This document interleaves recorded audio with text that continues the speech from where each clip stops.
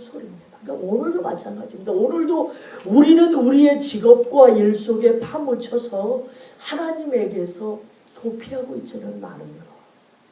세상 근심 염려로 인해 하나님과는 담을 쌓고 살고 이 세상의 모든 짐은 다 내게로 오라. 그렇죠? 내가 무거운 짐을 다 나 홀로 지고 쓰러져 있는 건 아닌가. 너무 무거워서. 너의 영혼이 낭망하고 있느냐는 겁니다. 근데 그런데요.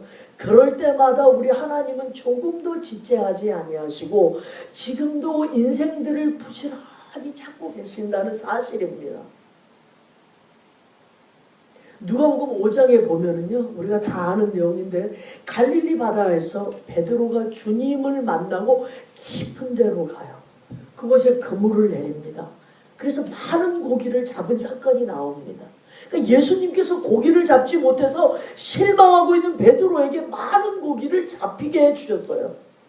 그물이 찢어질 정도로.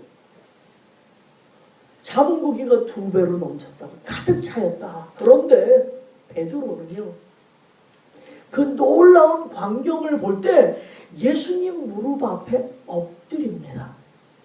그래서 주여 나를 떠나소서, 나는 죄인이 되었소이다, 이렇게 고백합니다. 그러니까 예수님께서는 베드로에게 육신의 형편을 축복하셔서 많은 물고기를 주셨는데 베드로는 그 물고기에 대해서 감사한다거나 물고기에 관심을 두지 않아요. 나는 죄인입니다 라고 고백합니다. 자기 자신의 그 영혼의 문제를 언급하고 있는 거예요, 주님께. 그래서 자기의 신앙의 상태를 생각하고 있는 겁니다. 자기 속에 있는 사람, 겉모습 말고 내 안에 있는 사람을 주님 앞에 내어놓고 고백하고 있는 겁니다. 보통 사람들은요, 사실 솔직하지 못합니다. 우리가 전도를 하거나 전화를 하거나 뭐 이야기를 하다 보면요, 그래서 늘 이렇게 얘기해요. 자기는 늘 있는 척도 많이, 또 없는 척도 해요. 착한 척합니다. 거룩한 척합니다. 잘 믿은 척합니다. 신앙이 좋은 척합니다. 그래서 척척척척 하면서 살고. 근데 그런 사람들과는 달리 진실로 정직하게 솔직히 고백함이 베드로의 위대한 점이에요. 그래서 예수님께서 그를 택해서 주님의 수제자로 삼으신 겁니다.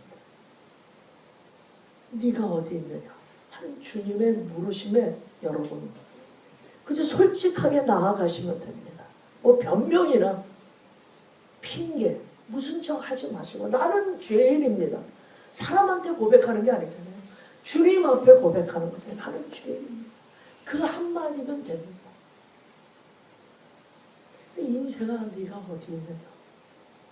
그러므로 이 말씀은요, 우리의 육적인 주, 우리 육적인 삶이 어떠한 집에서 어떻게 살고 있느냐 하는 문제가 아니라 우리의 영혼의 문제, 다시 말해 우리 영혼의 상태가 어떤 가운데 있느냐, 너의 속사람이 어떤 길에서 어떤 장소에서 방황하고 있느냐, 그러한 사실에 대한 하나님 아버지의 질문입니다. 인간 타락의 결과는요, 하나님과의 관계뿐 아니라 인간과 인간의 관계도 깨어지고요, 분리되기 시작됩니다. 우리 아까 본문을 읽었지만 책임 전가가 일어나죠. 부부관계도 어긋나기 시작했다는 겁니다. 하나님께서 아담에게 왜 그 나무 열매를 먹었느냐라고 물으십니다. 자, 이제 그 책임을 아담은 하나님과 하와에게 전가합니다. 창세기 3장 12절에 그 남자가 핑계를 대었다. 어떻게 해요? 하나님께서요, 저와 함께 살라고 짝지어 주신 그 여자가 그렇게 얘기해요. 그 여자가 그 나무의 열매를 저에게 주어서 제가 억지로 먹었습니다. 이렇게 얘기합니다. 언제는 좋아서요, 이는 살 중에 살이요 뼈 중에 뼈라고 막 고백합니다. 난리 났습니다. 마음이 싹 바뀐 겁니다. 그냥 쿨하게 하나님 죄송합니다. 제가 하나님의 말씀을 어기고 그 열매를 먹었어요. 잘못했습니다. 한 번만 살려주세요. 그러면 되잖아요. 근데 이제 핑계를 대는 거예요. 여자도 마찬가지예요. 너는 어쩌다가 이런 일을 저질렀니? 그러니까 뱀이 저를 꿰어서 먹었습니다. 사실 틀린 말은 아니죠. 뱀이 꿰었으나. 그러나 책임을 면할 수는 없다는 거예요. 이 핑계 저 핑계 되어도 먹은 건 본인입니다. 그러니까 여러분, 하나님께서 인간에게 자유의지를 주셨잖아요. 본인 의지대로 선택하는 겁니다. 피곤하신데 늦게라도 이정수 형제님이 여기 오신 거는 본인의 선택이잖아요. 그렇죠? 그러니까 그 의지를 하나님이 주신 거예요. 사람이 죄에 빠지게 되는 데는 여러 가지 이유가 있습니다. 사탄의 유혹도 있고 환경 탓을 할 수도 있습니다. 그러나 그렇다고 책임이 없어지는 건 아니라는 겁니다.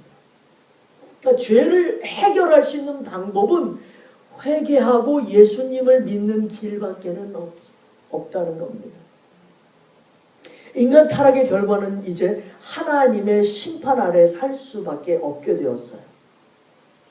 이 심판은 육체의 고통이 엄청나게 증가되었어요. 타락의 결과로 여자는요, 임신과 해산의 고통이 크게 증가됩니다. 자, 남편의 지배를 받는 상태에 놓이게 됩니다. 창세기 3장 16절을 보겠습니다. 여자에게 임신하는 고통을 크게 더하리니 네가 수고하고 자식을 낳을 것이며 너는 남편을 사모하고 또는 원하고 남편은 너를 다스릴 거야 라고 얘기합니다. 자, 여기서 고통이라는 것은요, 2차원이에요.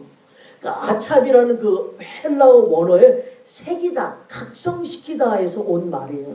그러니까 하나님께서 하와에게 해산의 고통을 더하신 어떤 목적이 있다는 겁니다. 즉, 그 같은 고통을 겪을 때마다 나는 계속 고통을 당해야 돼, 이것이 아니라 그 고통을 겪을 때마다 하나님께 대한 그 범죄가 그게 참으로 죄였구나, 이것을 깨달으라는 겁니다.